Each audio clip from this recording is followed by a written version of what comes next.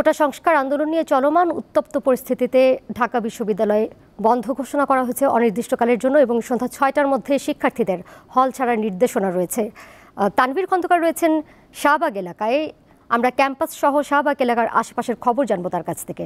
তানভীর, ঢাকা বিশ্ববিদ্যালয় ক্যাম্পাস ছাড়া আশপাশের এলাকার পরিস্থিতি এই মুহূর্তে কেমন দেখছেন? আইনশৃঙ্খলা বাহিনীর সাথে আন্দোলনরত শিক্ষার্থীদের অবস্থান কেমন?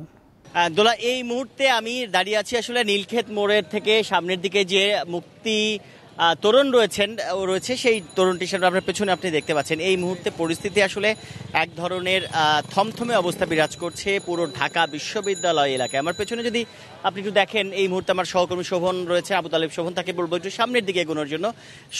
মানে যাকে বলে থমথমে অবস্থা এক ধরনের বিরাজ করছে। আপনি জানেন যে সকাল থেকে আজকে কিন্তু দফায় দফায় পুলিশের সঙ্গে সংঘর্ষে জড়িয়েছেন শিক্ষার্থীরা। এ সময় পরিস্থিতি নিয়ন্ত্রণে আনতে কিন্তু বিপুল পরিমাণ সাউন্ড গ্রেনেড, টিয়ার শেল নিক্ষেপ করে পুলিশ। আপনারা জানেন যে অন্যদিকে পুলিশের মুখ করেও কিন্তু তাদের দিকেও কিন্তু ইট পাটকেল ছোড়ার বিষয়টিও কিন্তু আমরা দেখেছি। আরেকটি বিষয় আপনাকে জানাতে চাই যে বুধবার দুপুরের পর কিন্তু মঙ্গলবার সংঘর্ষে নিহতের যে গায়েবানা জানাজা পূর্ব ঘোষিত যে কর্মসূচি ছিল দোলা, আন্দোলনকারীরা দিয়েছিল, সেই কর্মসূচি কিন্তু পালন করতে পারেননি তারা। পরে বিশ্ববিদ্যালয়ের উপাচার্যের বাসভবনের সামনে কিন্তু গায়েবানা জানাজা পড়েন তারা, এবং এর পরপর শিক্ষার্থীরা একটি কফিন মিছিল বের করলে পুলিশ তাতে বাধা দেয়। ওই সময় কফিন মিছিলটি যখন সামনের দিকে টিএসসি দিকে এগোতে থাকে তখন কিন্তু তারা এই বাধাপ্রাপ্ত হয়। এ সময় শিক্ষার্থীদের লক্ষ্য করে একের পর এক সাউন্ড গ্রেনেড ও টিয়ার শেল ছোঁড়ে পুলিশ।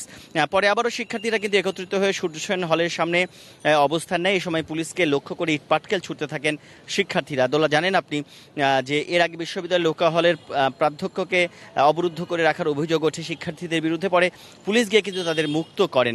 এদিকে প্রশাসনের যে ঘোষণার পর ঢাকা বিশ্ববিদ্যালয় কিন্তু ছাড়তে শুরু করেন সকাল থেকেই কিছু কিছু করে সাধারণ শিক্ষার্থীরা, তারা কিন্তু হল ছাড়তে শুরু করেন এবং বিশ্ববিদ্যালয়ের জরুরি সিন্ডিকেট সভার সিদ্ধান্ত অনুযায়ী আজকে সন্ধ্যা ৬টার মধ্যে কিন্তু পুরোপুরি হল ছাড়তে হবে এবং যারা শিক্ষক কর্মচারী রয়েছেন তাদেরকেও কিন্তু চলে যাওয়ার অনুরোধ করা হয়েছে। তো সব মিলিয়ে এখানে কিন্তু এক ধরনের থমথমে পরিস্থিতি বিরাজ করছে। সকাল থেকে বিপুল পরিমাণ সাউন্ড গ্রেনেড এবং টিয়ার শেল নিক্ষেপ করার শব্দ আমরা পেয়েছি। অথবা কোটা সংস্কারের দাবিতে আন্দোলনকারীদের এই শিক্ষার্থীরা কিন্তু কালকেই বলেছিলেন এই হল বন্ধের নির্দেশনা তারা মানবেন না, কিন্তু আজকে কিন্তু আমরা দেখেছি যে দুপুর 3:30টার পরে আমরা দেখেছি দোলা যে ঢাকা বিশ্ববিদ্যালয়ের টিএসসি থেকে পুলিশ এবং ভিসি চত্বর থেকে পুলিশ দুই দিক থেকে পুলিশ একত্রিত হয়ে যে হলপাড়া নামে খ্যাত যে জায়গাটি ৭১ হল সহ প্রশাসন ভবনের সামনে দিয়ে যে রাস্তাটি, সব দিক থেকে কিন্তু পুলিশ সামনের দিকে এগোতে থাকে এবং একের পর এক সাউন্ড গ্রেনেড এবং টিয়ার শেল নিক্ষেপের মাধ্যমে তারা সামনের দিকে যারা আন্দোলন করছিলেন, আন্দোলনরত ছাত্ররা, তাদেরকে কিন্তু ছত্রভঙ্গ করে সামনের দিকে এগোতে থাকে। এবং এক পর্যায়ে দোলা, আপনি যেটি জানেন, গত সংবাদেও আমি সেটি বলার চেষ্টা করেছি, সেটি হচ্ছে যে বিকেল 4টার পরে আমরা দেখেছি 4:30টার দিকে আসলে ৭১ হলের সামনে গিয়ে যখন পুলিশ আসলে অ্যাকশনে যাওয়ার জন্য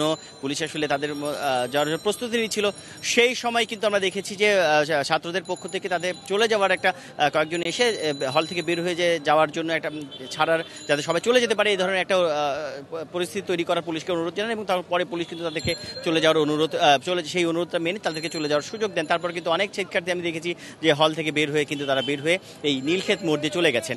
এই হচ্ছে অবস্থা। এখন আজকে যেহেতু আমরা ৬টা পর্যন্ত আছে, শিক্ষার্থীরা হল সন্ধ্যার ৬টার মধ্যে ছাড়তে হবে। এরপরে হয়তো বা আরও পরের সংবাদে আমরা জানাতে পারবো যে সব শিক্ষার্থীরা হল ছাড়তে পেরেছেন কিনা। দোলা।